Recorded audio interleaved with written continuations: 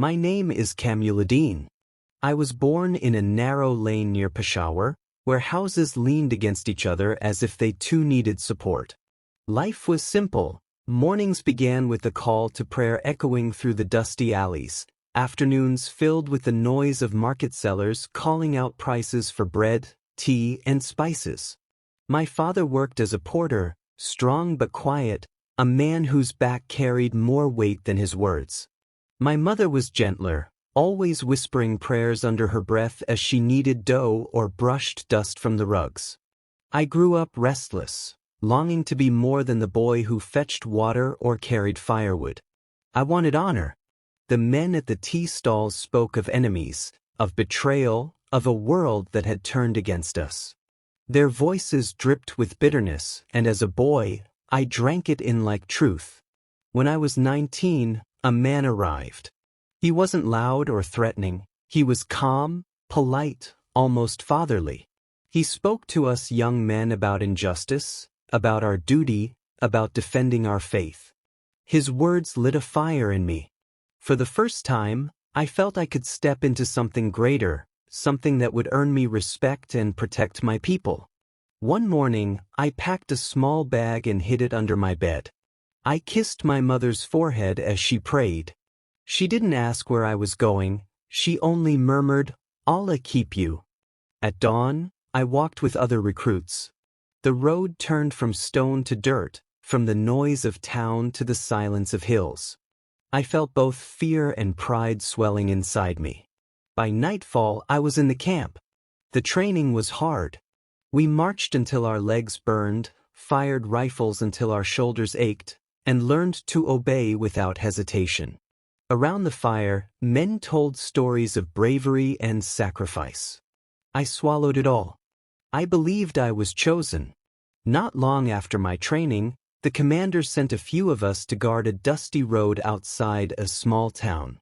We were told to stop vehicles, check for soldiers or spies, and show the villagers that the group controlled the area.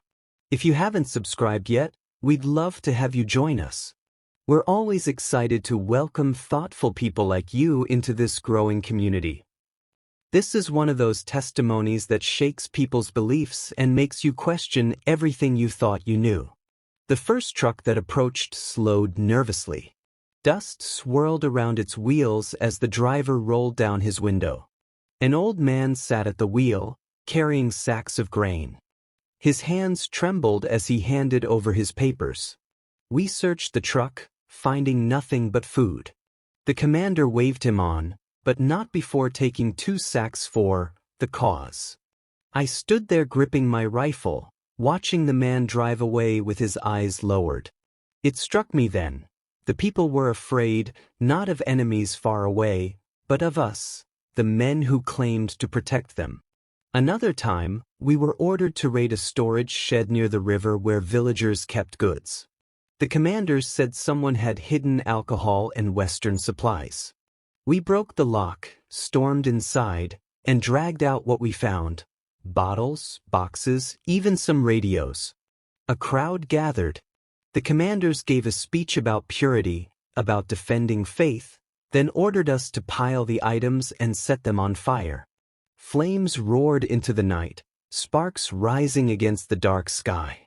The people watched silently, some with approval, others with fear. As the bottles cracked and hissed in the fire, I wondered about the families who had saved their money for these goods.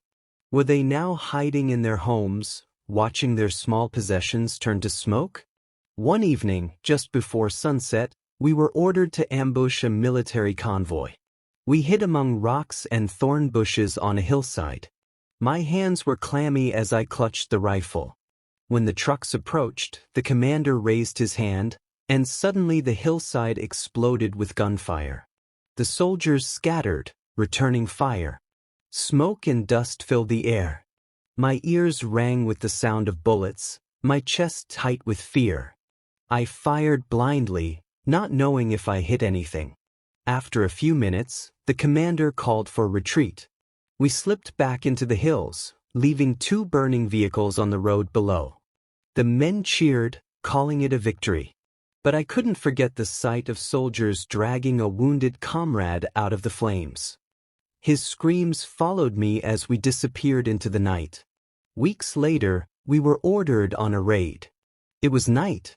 The air was sharp with cold, the sky lit only by a thin moon. We moved in silence, shadows slipping between houses. Then came the signal, and chaos erupted. Gunfire cracked, doors smashed, women screamed. Flames licked the edges of roofs. I kicked open a wooden door and burst into a small house. A family huddled inside. A father, a mother, and children pressed against her skirt. My rifle shook in my hands. The commander's voice barked behind me, urging me to act. One boy, no older than 12, clung to his mother, his eyes locked on mine. He did not fight, he did not curse. He only looked at me with fear so deep it pierced through all the noise around us. In that second, the weight of my rifle felt unbearable. My heart thudded in my ears. And then, in one irreversible moment, I crossed the line. When we left, the village smoldered. Men shouted victory, but inside me there was only silence, broken by the image of that boy's eyes. After that night, nothing felt the same.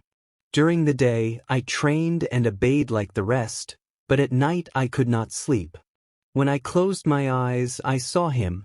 His gaze followed me into every dream of the night.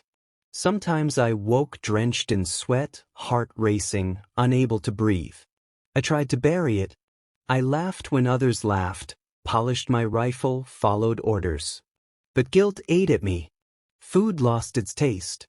When the men sang victory songs, their voices sounded hollow. I began to avoid their eyes, afraid they would see the torment in mine. No one spoke of fear or regret. To admit weakness was to betray the cause. So I carried it alone. The boy's face became my silent companion, a shadow that clung to me tighter than any comrade. One evening, desperate for escape, I slipped away into a nearby town. The market was alive with color and noise, vendors calling, children chasing each other, the smell of roasted meat thick in the air. I sat on a low wall, trying to disappear into the crowd. That's when an old man approached me. He wore simple clothes, his beard white, his eyes gentle. He offered me tea without asking my name. I accepted, wary but grateful. We sat together in silence before he spoke. He didn't question me directly. Instead, he talked of burdens, of the heaviness some men carry in their hearts. He spoke of forgiveness, not as forgetting, but as a way of living free. I didn't answer, but his words unsettled me. It was as if he had seen into my soul without me saying a word. I returned to him again, drawn by his calm. Each time, he spoke gently about peace, about a God who does not rejoice in blood but in mercy. I listened, silent, but something inside me shifted. For the first time, I wondered if there was another road. The guilt grew unbearable. Each new raid only added weight to the memory of the boy.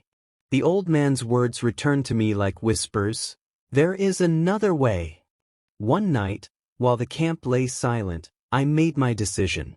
I left my rifle where it was, stepped into the darkness, and walked away.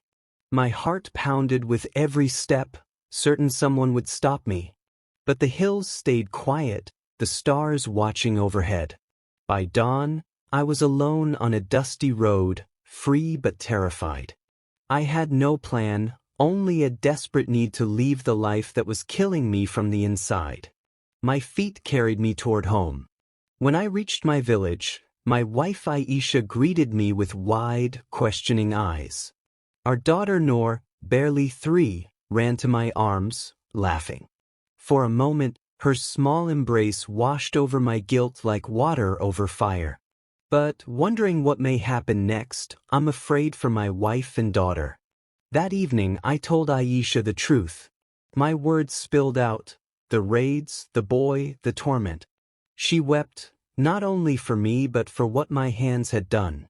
Yet she did not turn away. She asked, Are you certain this new path is safe? I admitted I was not certain of anything, except that staying with the fighters would destroy us. After a long silence, she said, "Then we leave together." At dawn, we packed what little we owned, some clothes, bread, and dates, and left quietly. Noor clapped her hands, thinking it was a journey for fun. We walked for hours until we reached the small village where the old man, a pastor, lived. He welcomed us as if we were family. He gave Aisha food, water for Noor, and a mat for me to rest. That first night, we sat with a small gathering of families. They sang softly, voices weaving together, and prayed. I felt like a stranger, yet something in their gentleness eased my restless heart. Beloved, look closely at every moment of this powerful testimony, and witness how the transforming love of Jesus breaks down false beliefs and brings freedom we all seek in the end.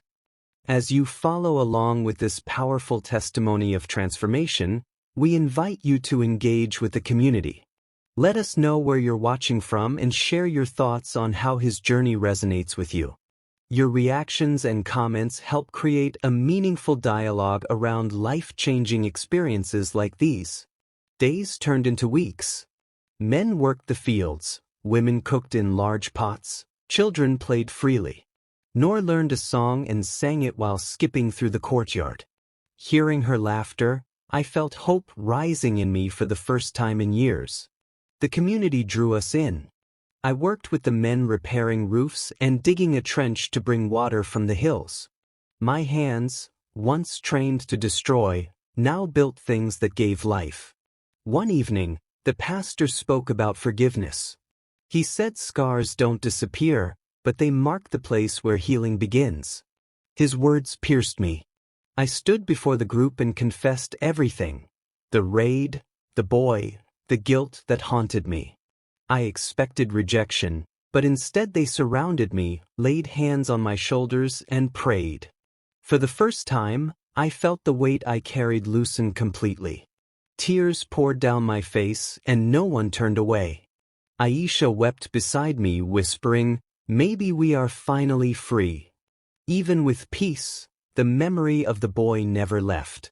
Some mornings I woke before dawn, his eyes still vivid in my dreams. But I learned to carry the memory differently. It was no longer just a wound. It became a scar, a reminder of where my healing began. I worked with the youth, boys not much younger than I had been when I joined. Under the shade of a tree, I taught them how to plant saplings, repair bicycles, and read. Sometimes they asked about the world beyond.